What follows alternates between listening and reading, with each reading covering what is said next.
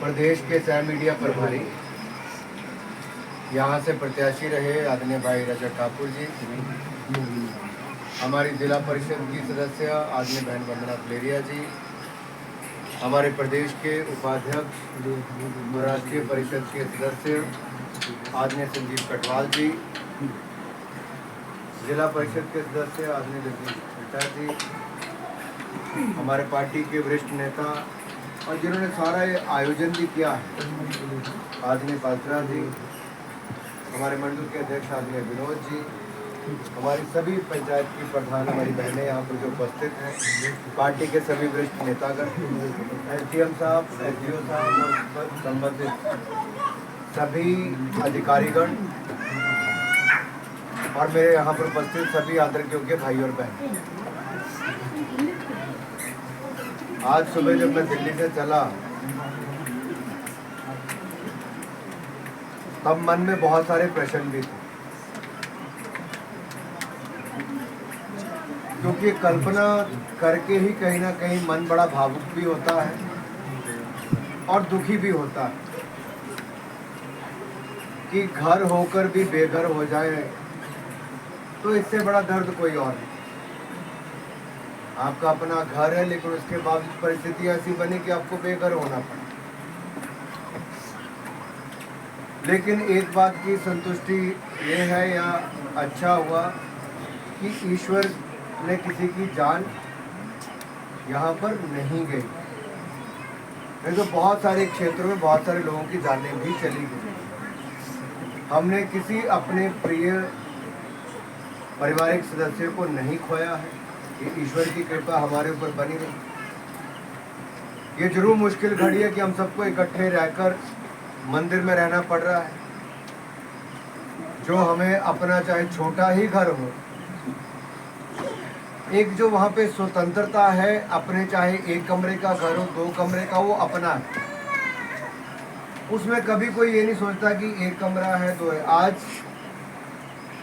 जब हम मंदिर में सब इकट्ठे होकर यहाँ पर खड़े हैं, तो चाहे किसी का 3 कमरे का घर होगा, एक कमरे को उसको लगता होगा भाई कुछ ना होने से तो एक कमरा भी ठीक ही था, अपना तो था। अपने मतलब का खाना बनाते थे, अपने मतलब से रहते थे, परिवार के लोग इकट्ठे मिलकर बातचीत करते थे। और बारिश की परिस्थितियों में ऐसी जगह पे रहना ये कोई आसान काम नहीं है। लेकिन जब मैं यहाँ पर आया तो पालचरा जी, एक बात की तो मैं इन सभी लोगों को बधाई देना चाहता हूँ। किसी एक बहन, एक बच्चे या किसी एक भाई के चेहरे पे भी कोई परेशानी, शिकंज नहीं नजर आती थी। उनका आत्मविश्वास इतना मजबूत था जिसको देख के मेरा भी आत्मविश्वास बहुत बढ़ गया है। इसके लिए मैं आप सबको बधाई देता हूँ और आपके बच्चों को विशेष तौर पर।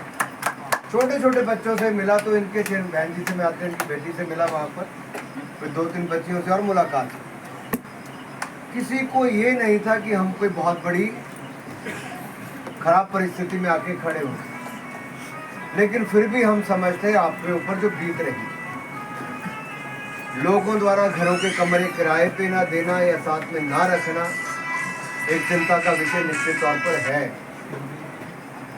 लेकिन इसके साथ साथ हमें ये भी करना है कि कैसे आपके लिए पर्याप्त जमीन, जो भी भाई रजत ने पहले बताया कि जमीन सबके लिए ऐसी जगह पर हो जाए जहाँ पे वापस कोई संकट भविष्य में खड़ा ना हो, ताकि किसी ऐसी परिस्थिति में ना छोड़े। तो चाहे हमें 10-15 दिन, महीना ज़्यादा लग जाए, लेकिन ज़मीन ऐसी जगह पर ही लेनी चाहिए जहाँ पे भविष्य में कोई संकट खड़ा ना हो। उसके लिए हम अपनी ओर से पूरा प्रयास करेंगे ताकि आपको ज़मीन बिल्कुल ठीक जगह पर ही मिले। तीसरी, मैं मंडल के सभी भाइयों बहनों को और आम जनता का भी आभार प्रकट करता हूँ,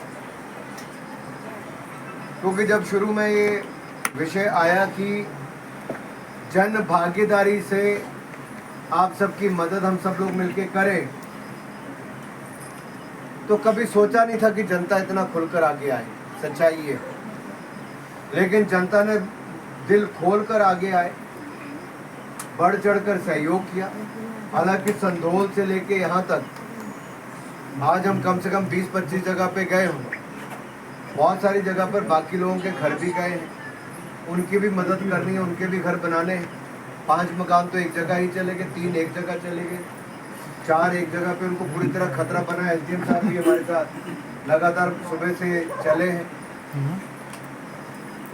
लेकिन अच्छी बात जो मैं कहता हूँ क्या है कि लोगों ने आगे बढ़ चढ़ कर, कर्नल साहब, लोगों ने ये जो 25 लाख रुपया इकट्ठा किया है, लोगों ने अपनी मेहनत की गुड़ कमाई से ये हम सब के इलाके की मदद के लिए, ताकि धर्मपुर विधानसभा क्षेत्र के लोगों के जो घर गए, जो ज़मीनें गई, उनका जो नुकसान हुआ, उनकी भरपाई के लिए पैसा मिले। मैं उन सभी दानी सज्जनों का बहुत बहुत आभार आप सबकी ओर से प्रकट करता हूँ। इसी तरह से आगे आपके जब घर बने तो एक तो प्रधानमंत्री आवास योजना से पैसा मिलेगा, दूसरा हम केंद्र सरकार से और बात करके ज़्यादा से ज़्यादा पैसा हमें इस आपदा के समय मिले, ताकि हिमाचल प्रदेश में जितना भी नुकसान धर्मपुर या अन्य विधानसभा क्षेत्रों में हुआ है, उन पे हम पहले की परिस्थिति में आ सकें, उसके लिए प्रयास करेंगे। सड़क हो, आपके जो सामान का नुकसान हुआ है उसकी भी, और जो बहन वंदना जी ने पहले कहा कि उस क्षेत्र में जो दिखते हैं,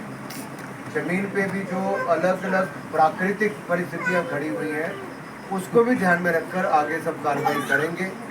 मैं इतना ही कहूँगा, इस संकट की घड़ी में हम सब एक परिवार के रूप में आपके साथ खड़े हैं। भारतीय जनता पार्टी ने पहले दिन से ही पूरे प्रदेश में जहाँ जहाँ जरूरत थी वहाँ राशन देने का काम भी किया। हमें कहा गया कि आपको बर्तनों की अपने अलग अलग घरों में अगर आप जाते हैं तो उसकी ज़रूरत पड़ेगी, तो प्रेशर कुकर हो, कढ़ाई हो, प्लेट हो, कप हो, गिलास हो, चम्मच हो, या सबको चाहिए तो हमने ऐसी भी किटें बनाकर ये 22-23 परिवारों के लिए हमने वो भी अपनी ओर से करने का प्रयास किया। तो भाई अभी भी लवली जी, दिनेश जी वगैरह बाकी सब आए हैं ऑरेंज मंडल से, इन लोगों ने मदद की है। तो प्रदेश के कोने, अब हमारा प्रयास और है कहीं से कुछ और मदद हो जाए तो वो भी आपकी करेंगे। एक मुझे लगता है भाई रजत जी, यहाँ जो बच्चे दिख रहे हैं, उनकी गिनती जितने हो 13 बच्चों के लिए कल एक बार बैग भिजवा देंगे, ताकि उनमें कॉपी, पेन, पेंसिल ये सब भी होगा, बिस्किट वगैरह भी, और कुछ सैनिटरी पैड के नैपकिन भी हम भिजवा देंगे। आगे आगे आगे आगे तो वो भी सब आपके, ऐसी कोई और ज़रूरतें भी होंगी तो वो भी करेंगे।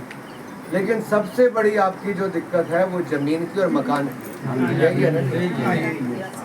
उसके ऊपर राज्य की सरकार से बात भी करेंगे, ताकि ज़मीन जल्द से जल्द मिल जाए और आपके घर बनाने का काम भी शुरू हो।